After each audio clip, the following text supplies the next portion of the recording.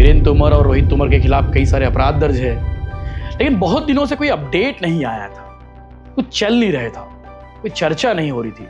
तो आज चर्चा करेंगे वीरेंद्र तोमर और रोहित तोमर की संपत्तियों के बारे में चर्चा करेंगे। इनकी संपत्तियों का ब्यौरा रायपुर पुलिस ने खंगाला है, कलेक्टर से प्रतिवेदन मांगा है और साथ ही बड़ा अपडेट ये है कि ये मामला हाई कोर्ट चले गया है। अग्रिम जमानत इन्होंने लगाई है और वहां से अग्रिम जमानत मांगते हुए कहा है इन्हें फंसाया जा रहा है। रायपुर पुलिस की ओर से एक ही मामले में कई एफआईआर दर्ज की गई है, ऐसी जानकारी। इसके बाद हाई कोर्ट ने रायपुर पुलिस के अधीक्षक को व्यक्तिगत हलफनामा पेश करने कहा है। इसमें आवेदक का आपराधिक इतिहास और उसके खिलाफ लंबित मामलों का पूरा ब्यौरा देना होगा, ऐसी जानकारी मांगी है।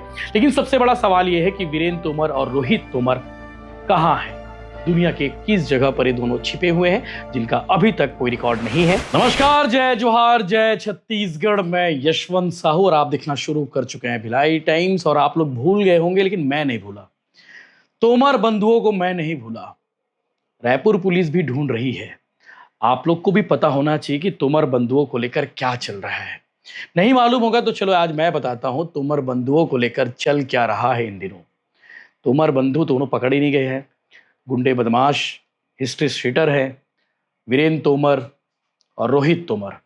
वीरेंद्र तोमर और रोहित तोमर के खिलाफ कई सारे अपराध दर्ज है, लेकिन बहुत दिनों से कोई अपडेट नहीं आया था, कुछ चल नहीं रहा था, कोई चर्चा नहीं हो रही थी। तो आज चर्चा करेंगे वीरेंद्र तोमर और रोहित तोमर की संपत्तियों के बारे में चर्चा करेंगे। इनकी संपत्तियों का ब्यौरा रायपुर पुलिस ने खंगाला है और रायपुर पुलिस ने कोर्ट में अर्जी लगाई है और कोर्ट के बाद कलेक्टर को प्रतिवेदन भेजा गया है कि इनकी संपत्ति को कुर्क किया जाए, क्योंकि ये दोनों फरार चल रहे हैं और यही डिमांड प्रशासन ने की थी कि इसकी संपत्ति को कुर्क करनी चाहिए।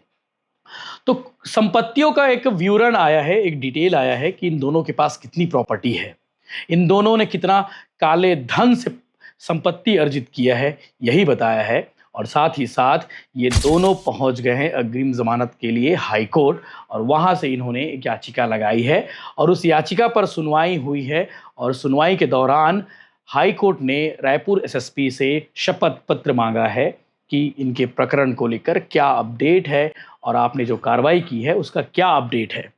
तो आज इन्हीं दो विषयों पर बात होगी कि नगर निगम और जिला प्रशासन ने जो प्रॉपर्टी का डिटेल निकाला है, जो असेसमेंट किया है, वो कितने का होता है और 4 बड़ी महंगी प्रॉपर्टी कहाँ कहाँ है जो इन्होंने काले धन से अर्जित की है, ऐसा आरोप है। और ये दोनों अभी तक फरार है, अभी तक इन दोनों का कोई पता नहीं चल पाया है। दुनिया के किस जगह में ये छिपे हुए हैं और रायपुर पुलिस लगातार रेड पर रेड मार रही है, लेकिन इन दोनों का कोई पता नहीं चल पा रहा है। कांग्रेस ये आरोप लगाई थी पिछले दिनों, बीजेपी वाले भी आरोप लगाए थे। हालांकि इन दोनों के संबंध बीजेपी वालों से भी थे, बीजेपी वालों से ज्यादा थे, कांग्रेस वालों के साथ भी संबंध थे। इनकी फोटोज आपको सोशल मीडिया पर मिल ही जाएगी।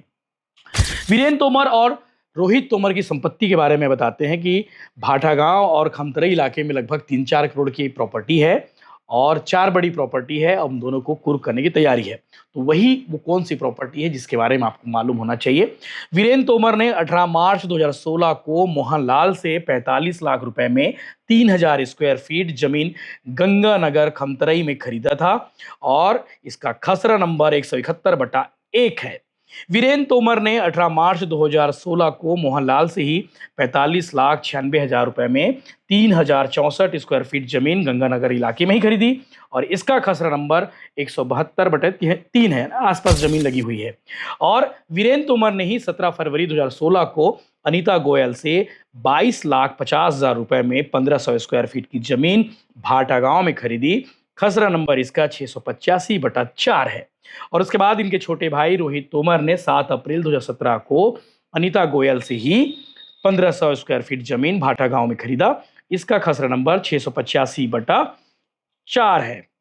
तो इस तरीके से इन 4 प्रॉपर्टी के बारे में आपको जानकारी होनी चाहिए। जो प्रशासन ने जानकारी निकाली है कि इनके पास 4 महंगी प्रॉपर्टी है और इन चारों प्रॉपर्टी को अब कुर्क करने की तैयारी है। आपको मालूम होगा कि पिछले दिनों अवैध तरीके से जो मोटी रकम इन्होंने कमाई थी, जिससे इन्होंने अपना बड़ा साम्राज्य खड़ा किया था, बड़ा दफ्तर बनाया था, उस पर रायपुर नगर निगम ने जेसीबी चलाया था, बुलडोजर चलाया था। और उस दिन कार्रवाई को लेकर पूरे प्रदेश में चर्चा हुई थी कि आखिर वीरेंद्र तोमर और रोहित तोमर के बंगले पर और ऑफिस पर बुलडोजर चल क्यों नहीं रहा है। तब चलने पर फिर लोगों ने चर्चा की थी कि यह चालू हो गया है। इधर हाईकोर्ट ने एसपी से क्रिमिनल हिस्ट्री मांगी है और इन्होंने शपथ पत्र के माध्यम से जानकारी मांगी है। या इन्होंने जमानत याचिका लगाई है, अग्रिम जमानत याचिका। और मामले की प्रारंभिक सुनवाई के बाद चीफ जस्टिस रमेश सिन्हा की सिंगल बेंच ने रायपुर एसपी से शपथ पत्र के साथ जवाब मांगा है। रायपुर के रोहित और वीरेंद्र तोमर ने जमानत याचिका लगाते हुए कहा है कि उनके खिलाफ एक ही मामले में कई एफआईआर दर्ज की गई है। पुलिस उन्हें परेशान कर रही है। वहीं राज्य सरकार की तरफ से बताया गया कि उनके खिलाफ 10 आपराधिक प्रकरण पहले से लंबित है। वे गुंडा एक्ट से भी संलिप्त हैं। वर्तमान मामले में निचली अदालत ने गिरफ्तारी वारंट भी जारी किया है। इसके बाद हाई कोर्ट ने रायपुर पुलिस के अधीक्षक को व्यक्तिगत हलफनामा पेश करने कहा है। इसमें आवेदक का आपराधिक इतिहास और उसके खिलाफ लंबित मामलों का पूरा ब्यौरा देना होगा, ऐसी जानकारी मांगी है। लेकिन सबसे बड़ा सवाल यह है कि वीरेंद्र तोमर और रोहित तोमर कहाँ हैं? दुनिया के किस जगह पर ये दोनों छिपे हुए हैं जिनका अभी तक कोई रिकॉर्ड नहीं है।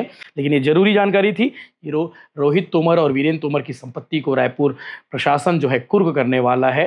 रायपुर पुलिस ने कोर्ट में जानकारी दी थी और उसके बाद कोर्ट ने रायपुर कलेक्टर से प्रतिवेदन मांगा है। और साथ ही बड़ा अपडेट ये है कि ये मामला हाई कोर्ट चले गया है। अग्रिम जमानत इन्होंने लगाई है और वहां से अग्रिम जमानत मांगते हुए कहा है इन्हें फंसाया जा रहा है। रायपुर पुलिस की ओर से एक ही मामले में कई एफआईआर दर्ज की गई है, ऐसी जानकारी के सबसे बड़ा सवाल अभी भी ये दोनों कहाँ छिपे हैं।